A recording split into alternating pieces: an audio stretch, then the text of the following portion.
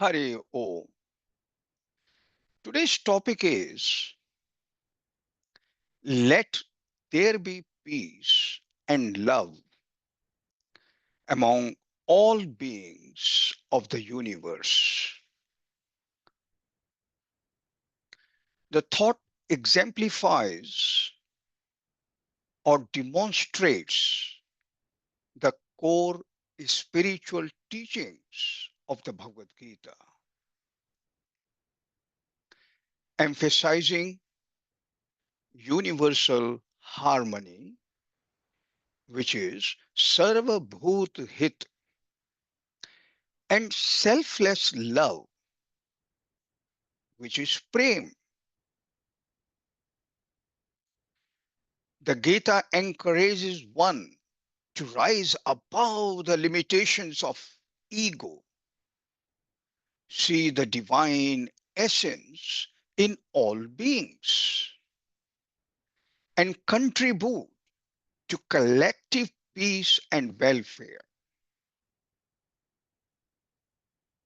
These ideals align with the Gita's broader message of attaining liberation, which is moksha, through the realization of unity amidst diversity in the ultimate truth of Brahman, the one universal consciousness. Point number one, spiritual basis of peace and love in the Bhagavad Gita. The Gita teaches that true peace and love are the natural expressions of a soul that has recognized its oneness with all creation. Bhagwan Krishna declares in verse number 29 of chapter 6, one who sees the self in all beings and all beings in the self, he never hates anyone. This verse conveys that peace and love arise naturally when one perceives the interconnectedness of all existence.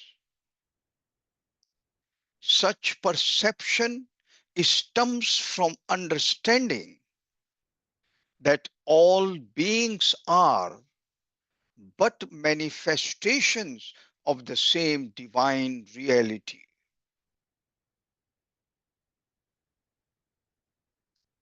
Bhagwan Krishna says in verse number 32 of chapter 6, the yogi who is satisfied in the happiness of others and feels their sorrow as his own is the highest. Here, Krishna speaks of cultivating compassion and empathy, the foundation of universal love. By transcending individualistic concerns, one aligns with the cosmic order, in Sanskrit, Rita. Point number two, what to follow and how to implement this. A, cultivate the attitude of equality, in Sanskrit, Samatva. Point number one, follow. Develop a vision of impartiality by training the mind to see all beings, whether friend or foe, animal or human, as equals. And how to implement it?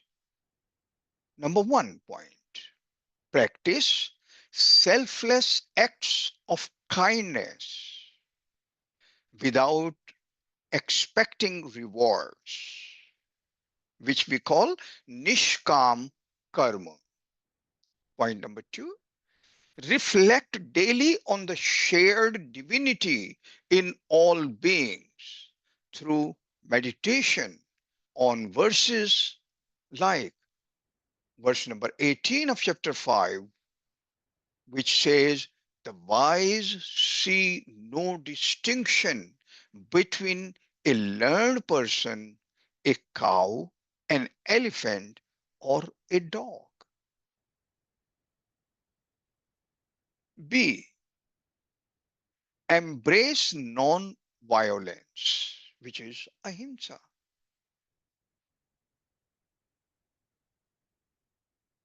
How to follow it? Adopt ahimsa, the principle of non-violence in thought, word, and action. And how to implement? Point number 1, monitor and purify inner thoughts to avoid harboring negativity. Point number 2, practice forgiveness and refrain from retaliation as emphasized in verse number 2 of chapter 16, which lists nonviolence and compassion among the divine qualities. C, offer actions to the divine. In Sanskrit, Ishwararpan Buddhi. How to follow? Dedicate all actions and intentions to the divine, recognizing that the fruits of actions belong to the cosmic whole, WHOLE. And how to implement? Begin the day with a prayer of universal welfare, like Sarve Bhavantu Sukhina, Sarve Santu Niramayaha. May all beings be happy. May all beings be free from suffering. Point number 2, involve oneself in service activities, which we call seva, aimed at relieving others' distress. D,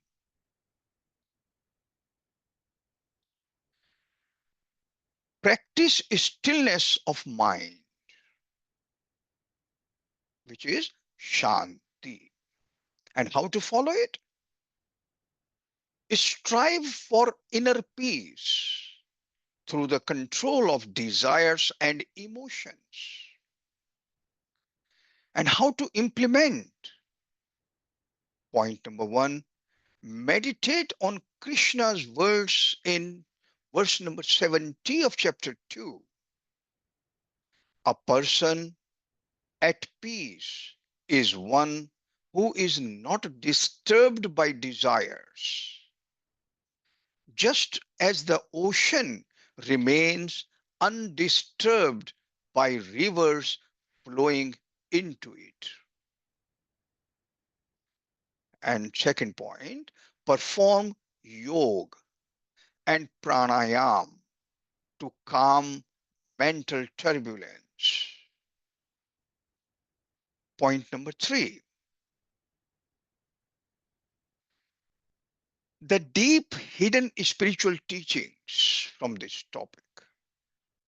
A, love as a reflection of the self. Krishna teaches that love for others is ultimately love for oneself, because all beings are extensions of the same Atman, self, When the ego dissolves, the heart overflows with unconditional love. B. Universal peace as dharma. The principle of peace aligns with one's dharma or duty to live in harmony with creation. By promoting peace, one fulfills the cosmic purpose, sustaining the balance of the universe. C. A spiritual growth through selflessness. When one acts for the welfare of others, they overcome the lower tendencies of attachment and aversions, which are rag, dvesha, as emphasized in verse number 9 of chapter 3. Such selflessness accelerates spiritual growth and brings the soul closer to liberation. Now let us consider a few examples to understand this topic better. Example number one, King Janak as a role model.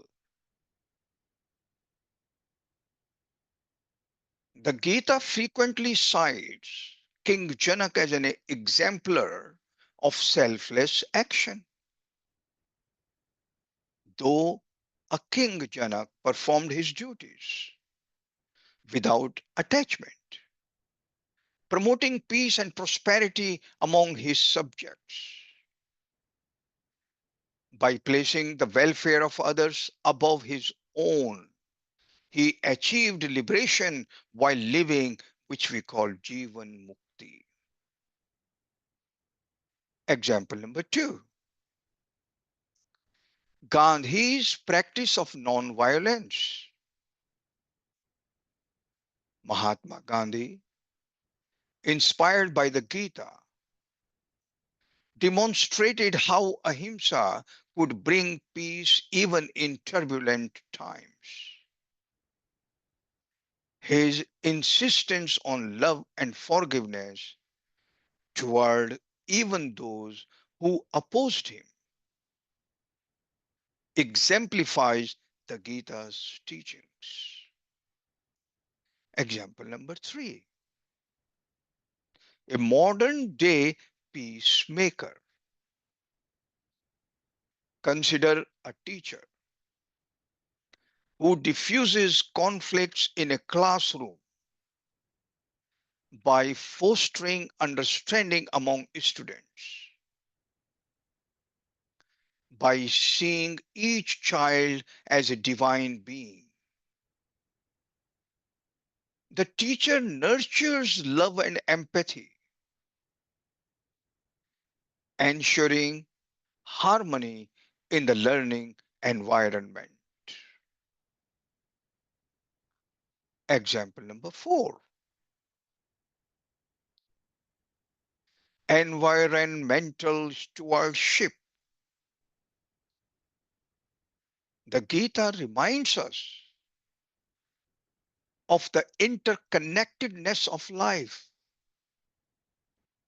A farmer who practices sustainable agriculture, preserving the earth for future generations, embodies the ideal of universal love. Point number five, acts of altruism or unselfishness. Volunteers working in disaster relief demonstrate the spirit of selfless service, which is karma yoga. Their actions remind us that peace and love require effort and commitment. To conclude,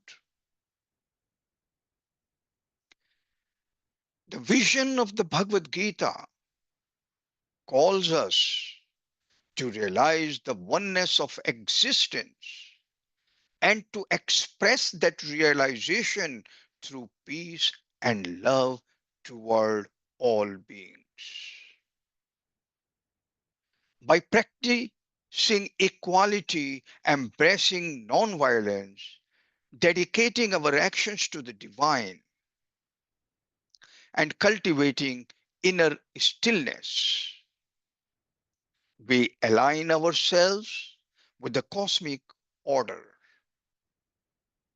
This path not only benefits others, but also uplifts our soul, guiding it toward ultimate liberation.